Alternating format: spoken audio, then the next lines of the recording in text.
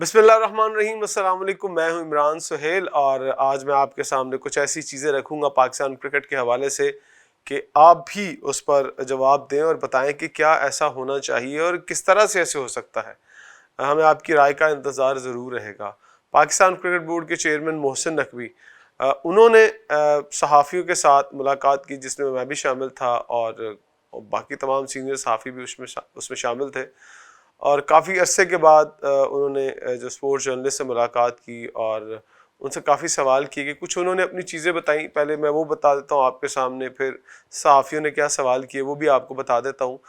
سب سے پہلے جو انہوں نے بات کی کہ وہ ایک نئے سسٹم کو لے کر آ رہے ہیں اور نئے سسٹم کے تحت تمام صحافیوں کا جو ڈیٹا ہے اس ڈیٹے کو دیکھتے ہوئے سلیکشن کی جائے گی. کسی کی سفارش مداخلت جو ہے وہ منظور نہیں ہوگی. حالانکہ انہوں نے کہا کہ میری اپنی بھی سفارش جو ہے وہ نہیں مانی جاتی اور میں نے ایک دو دفعہ جو ہے وہ مداخلت کی کہ یار یہ آپ کی کیا ٹیم بنا کے لے آئے ہیں.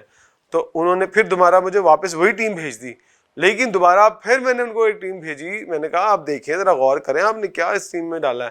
تو انہوں نے پھر دوبارہ سے مجھے ٹیم بھیجی, تو پھر وہ بھیجی تو اس میں بھی تبدیلی نہیں تھی. تو کہتے ہیں میں پھر خاموش ہو گیا, میں نے کیونکہ میں مداخلت نہیں کرتا سلیکشن کے اندر. انہوں نے کہا کہ اب جو 2-3 پوائنٹ میں آپ کو بتانے لگا وہ بڑے امپورٹنٹ ہیں اور پچھلے 2 سال سے ہمیں یہی نظر آیا ہے اور جو وہ تبدیل کرنا چاہتے ہیں.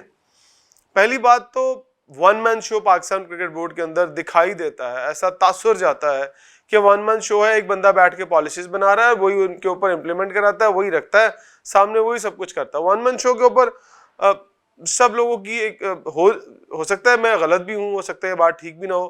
عاقب جاوید صاحب کو لوگ ون مین شو کہتے ہیں اور محسن نقوی صاحب نے کل جب پرسوں ہماری ان کے ساتھ میٹنگ ہوئی تو اس میں انہوں نے یہ کہا کہ اب جو ہے وہ ایک بندے کی یا 2 بندے ڈیسیجن نہیں کر پائیں گے, اب ہم مختلف شعبوں کے اندر کرکٹرز کو رکھنے جا رہے ہیں اور اب جو بھی فیصلہ ہوگا وہ یونینیمس فیصلہ ہوگا.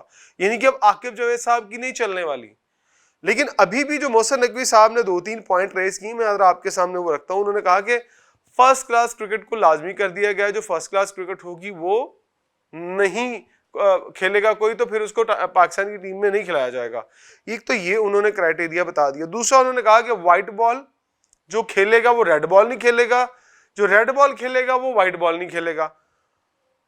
اب یہ بات سمجھ میں نہ آنا تھوڑا مشکل ہے. آئی ڈونٹ نو کہ کیا اس بات کو عاقب جاوید صاحب نے آگے رکھا ہے, اوبویسلی وہی ہیں اور مصباح صاحب آج کل ہیں, کیا انہوں نے یہ چیز سامنے رکھی ہے یار وائٹ بال اور ریڈ بال والے الگ الگ کر دیں, پاسبل کیسے ہے؟ فرسٹ کلاس والا کرائٹیریا کیسے پاسبل؟ اگر یہ فرسٹ کلاس والا آئیڈیا تو بہت زبردست ہے, اتنا شاندار آئیڈیا ہے کہ پاکستان کی کرکٹ کی تقدیر بدل جائے گی کہ جب بابر اعظم بھی فرسٹ کلاس میچ کھیل رہے ہوں گے, کوئی 10-12 شاہین شاہ افریدی بھی کھیل رہے ہوں گے, جس نے فرسٹ کلاس کھیلنی ہے اور وہ پوری پاکستان ٹیم کھیلے گی نا, پھر ایک کریم کھیل رہی ہوگی مختلف ٹیموں کے ساتھ جڑ کے, تو وہ جو نئے لڑکے آئیں گے اور یہ جب کھیلیں گے تو ان کو ایک ایکسپیرینس حاصل ہوگا. وہ میچ ٹیمپرامنٹ, میچ پریکٹس وہ فرسٹ کلاس سے آتی ہے بھائی, اس کے علاوہ نہیں آتی. اگر تو محسن نقوی صاحب اس بات کو امپلیمنٹ کرانے میں کامیاب ہو گئے تو یہ پاکستان کی موجودہ جو 5-6 سالوں میں یہ ہوا ہے یہ سب سے بڑی اچیومنٹ ہوگی. میں ایونٹس کی اچیومنٹ کو بھی پیچھے چھوڑتا ہوں کہ دیکھوں گا کہ کیا واقعی بابر اعظم, شاہین, شاداب, اس طرح کے لوگ ریگولر فرسٹ کلاس کرکٹ کھیلتے ہیں, اپنی ڈومیسٹک کرکٹ کو, نیشنل T20 کو عزت دیتے ہیں. شاداب خان تو کھیلے تھے, بابر اعظم نہیں کھیلے تھے نیشنل T20. تو یہ بڑا امپورٹنٹ ہے کہ کیا بڑے سٹارز بھی اپنی ٹیموں کی طرف سے کھیلتے ہیں, اور اگر اپنے اپنے ریجن سے اپنے اپنے ڈپارٹمنٹ سے یہ فرسٹ کلاس ڈومیسٹک کرکٹ کھیلیں گے تو پاکستان کی کرکٹ کو بہت فائدہ ہوگا.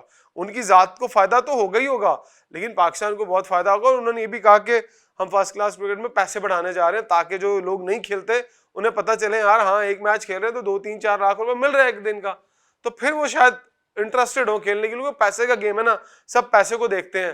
اب وہ نیشنلزم ختم ہوتا جا رہا ہے ٹیم میں سے, بلکہ ہوتا کیا جا رہا ہے, ہو گیا ہے.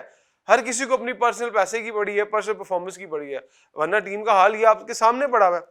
دوسری امپورٹنٹ بات انہوں نے کی کہ ریڈ بال اور وائٹ بال کی الگ الگ. دیکھیں یہ پہلا جو وار ہوگا نا, اگر ریڈ بال اور وائٹ بال والا ہوا تو پھر بابر اعظم پر ہوگا.